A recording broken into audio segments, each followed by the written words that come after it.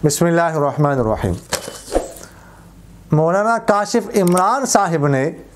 فیصل آباد سے پوچھا ہے کہ السلام علیکم، جماعت کی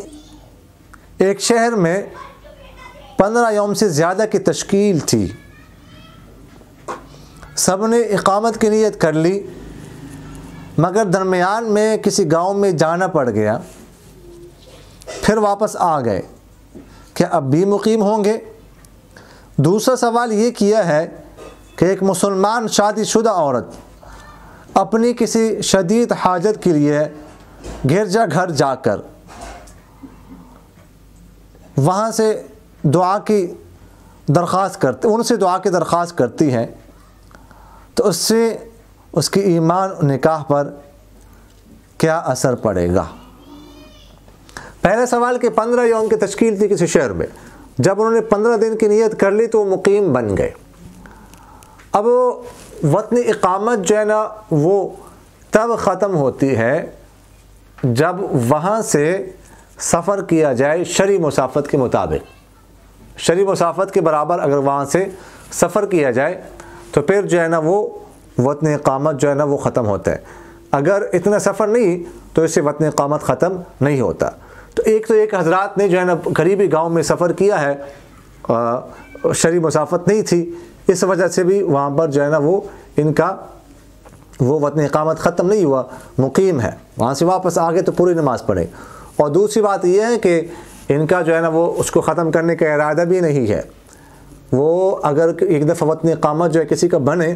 تو پھر جب تک وہاں سے اس اقامت کو ختم نہ کرے، وہاں پر ارادہ ہے رہنے کا، تو اگر جاتا ہے پھر واپس آتا ہے تو وطن اقامت ہی ہے، وہاں پر جب آئیں گے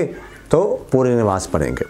اور دوسرا سوال یہ ہے کہ کوئی خاتون جو ہے گرجا گھر جا کر ان سے دعا کی درخواست کرتی ہے، تو ایمان اور نکاح کا کیا حکم ہے؟ تو دیکھیے گا ادھر جا کر ان سے جو ہے نا دعا کی درخواست کرنا یہ تو خیر مناسب نہیں ہے، خاص کر ان کے گرجا گھر میں جا کر، اس میں عقیدہ جو ہے نا وہ خراب ہونے کا اندیشہ ہے، تو ایسا تو نہیں کرنا چاہیے۔ لیکن باقی یہ ہے کہ اس کا ایمان اور نکاح برقرار ہے، اس سے کوئی دائرہ اسلام سے خارج نہیں ہوتا۔ دیکھیے گا دعا جو ہے نا وہ تو کسی کی بھی انسان اللہ تعالیٰ قبول کر سکتا ہے، دعا کے لیے کوئی نیک ہونا شرط نہیں ہے، حتیٰ کہ دعا کے لیے مسلمان ہونا بھی شرط نہیں ہے، غیر مسلم کی دعا بھی قبول ہو سکتی ہے۔ شیطان نے اللہ تعالیٰ سے دعا مانگی، انظرنی الی یوم یبعثون، جی اٹھنے کے دن تک مجھے مہلت دیجیے۔ اللہ تعالیٰ نے اس کی دعا قبول فرمائی، اس کو مہلت دے دی، اگرچہ جی اٹھنے کے دن تک نہیں، ٹھیک ہے، لیکن اس کو مہلت مل گئی جو ہے نا جب سارے لوگ فوت ہوں گے اس دن تک۔ تو دیکھیے گا شیطان ہے، لیکن اس نے اللہ تعالیٰ سے دعا مانگی، اس کی دعا بھی قبول ہو گئی۔ تو اس لیے دعا کے لیے اور دعا کی قبولیت کے لیے کوئی مسلمان ہونا جو ہے وہ شرط نہیں ہے، لیکن بہرحال وہاں پر جا کر ان سے دعا مانگنا، اس سے جو ہے بچنا یہ ضروری ہے۔ ندیم صاحب نے فیصل آباد سے پوچھا ہے کہ میری خالہ کی عمر تقریباً 85 سال ہے، انہوں نے یہ وصیت کی ہے کہ جب میرا انتقال ہو جائے تو فلاں مدرسے میں مجھے غسل دیا جائے، وہاں پر صرف صبح کو کلاسز ہوتی ہے، شام کو بند ہو جاتا ہے، اگر وہاں ہم لاش لے جاتے ہیں تو ہمارے لیے مسائل پیدا ہوتے ہیں،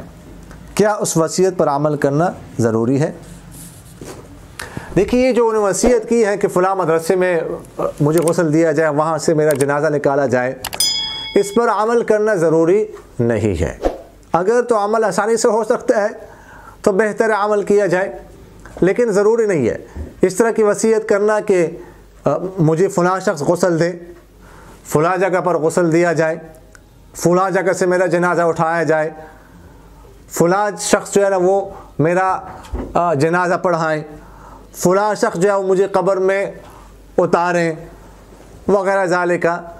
یہ فلاں جگہ پر فلاں شخص کے ساتھ مجھے دفنایا جائے، قبر بنائی جائے، یہ جو وصیت ہوتی ہے اس پر عمل کرنا ورثہ کے ذمہ ضروری نہیں ہوتا۔ اگر ورثہ اس پر عمل نہیں کرتے تو عند اللہ وہ گنہگار نہیں ہوں گے، کوئی گناہ نہیں ہوگا۔ لہٰذا اس وصیت پر اگر آپ کے لیے عمل کرنے میں مشکلات کا سامنا پیدا ہو رہا ہو تو اس پر عمل کرنا پھر ضروری نہیں ہے۔ اقول قولی ھذا استغفر اللہ لی ولکم ولسائر المسلمین فاستغفروہ انہ هو الغفور الرحیم۔